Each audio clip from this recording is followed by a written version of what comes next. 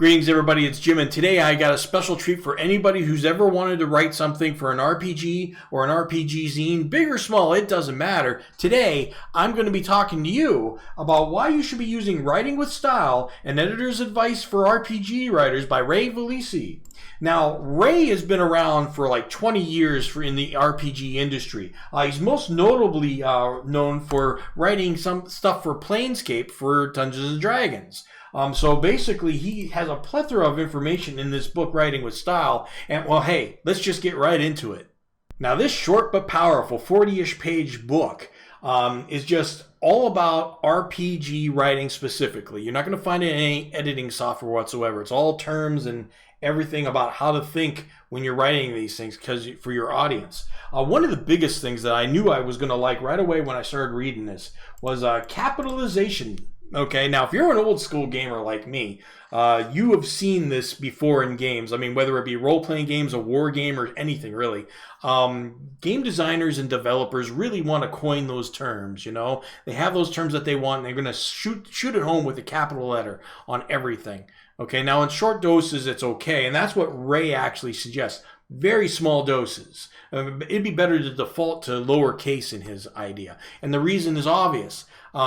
Test sentence, I mean, it's one thing in small doses, but I mean, in big doses, it can be confusing because you're constantly using these terms and having everything capitalized. You don't know when sentences start and finish. Like I said, I did this on purpose in small doses. I did this on purpose with my card game Dungeon Runner, which you can find the link down below if you want to find out about it. It's a solitaire fantasy card game, okay? And I go emphasis on the old school. It's all basic black and white animation, artwork, and everything. So here's a card from the game, and here's a cockatrice, and at the bottom gives a perfect example of what I'm talking about. Like I said, I did this on purpose because it's old school. When hit, hero, capital letters, must make 2 vigor checks, capital letters. If one has failed, hero, capital letter, is at -3 TWAC, which stands for 2 wound armor class, is kind of like my FACO, and armor class, capital letters, for the next turn. If both checks are failed, hero, capital letter, dies. Okay, so basically, that's not so bad because it's small dose.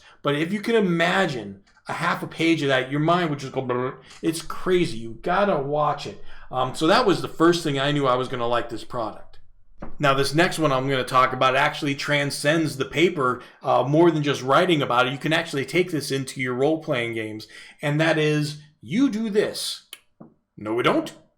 Basically, what it is not dictating what the players do with their characters. For instance, you can say, okay, your characters come into the port because they said they were going to, right? So that part's okay.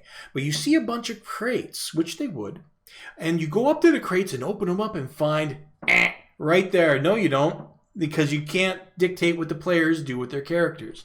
And that's the idea. You got to make sure you write that. And it's tough. It's very tough, especially in an open-ended adventure where you want to entice them to this, entice them to that, but you can't do it. The only way you can actually do it is maybe writing a programmed adventure, like the ones for Steve Jackson games are the ones that you'll find now around, because then you kind of have to lead them along on rails a little bit more on that. But for generally an open-ended adventure, you don't want to do that. And another distinction is also players versus character. For instance, he talks about little things like, okay, it's not uncommon to hear somebody say, okay, your character rolls a d20 and makes a vigor check or something like that. Well, it's the player that is actually making the roll, not the character. And it's those things that we just take for granted as we talk, because it's normal in the game. Okay, have Ragnar make a d20 check. We say things like that. But on paper, we actually have to be a little bit more accurate and careful. And Ray goes into a lot of that. Now, the last thing is, I know I said that you can't use an editing software to get these hints, and you can't.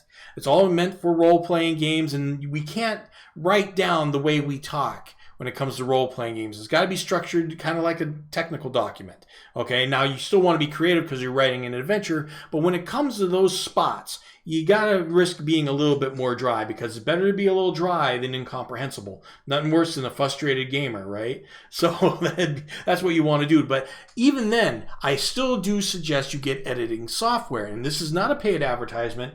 I'm just saying that I use something called Pro Writing Aid, and Columbia Games uses Pro Writing Aid. Whether you're using Creativity, business documents, anything, it's a lot cleaner look than Grammarly. It's actually a little bit cheaper. And like I said, it's just easier to use overall. I find it's just a much cleaner look. So I highly suggest that. And their links are down below. So anyway, that is Writing with Style by Ray Valisi. And I'll see you next video.